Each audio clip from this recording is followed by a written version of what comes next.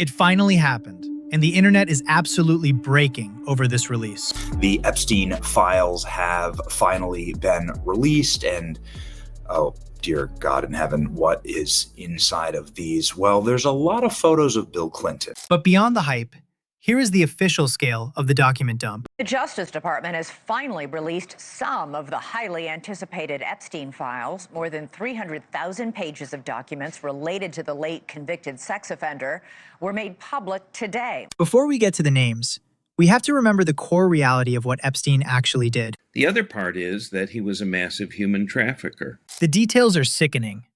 Just listen to this specific allegation found in the notes. There was also a letter handwritten talking about a younger girl who was an artist, and she took pictures of her two sisters, 16 years old and 12 years old, that Jeffrey Epstein apparently stole, according to this note, and then threatened to burn the girl's house down if she told that Jeffrey Epstein had stolen these pictures and had given them to clients, as it says in the note. So it's just a lot of really disturbing things. This is why the world demanded these files be seen. So why did the FBI release them now? They actually didn't have a choice. It's a crucial day in a story that's dominated Washington and engulfed the Trump White House for months. In the next 12 hours, the DOJ is required by law to release the government's files on convicted sex offender Jeffrey Epstein. Now, according to the law signed by President Trump, the DOJ is required to release all the Epstein files by midnight. Not some, not most, all. But did they follow the law? Not exactly. Look at what was actually provided. They've redacted everything, as you see. In fact, the transparency is almost non-existent when you run the numbers. If you search Epstein, you get about 224 hits out of a production that the Deputy Attorney General described as hundreds of thousands. And I could tell viewers that would be like getting 1% accuracy. So what is the FBI's excuse for hiding so much?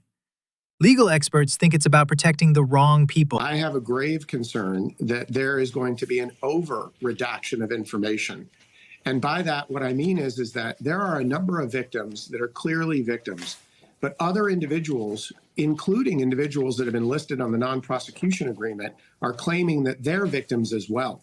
So my concern is that the government is going to over-redact information and fail to release relevant information that the public needs to see.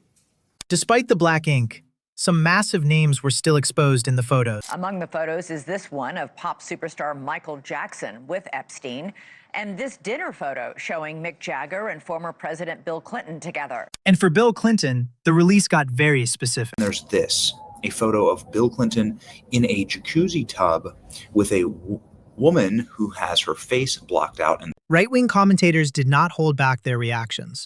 what a freaking dog. Bill Clinton, Bill Clinton, Bill Clinton, Bill Clinton. But it wasn't just Democrats.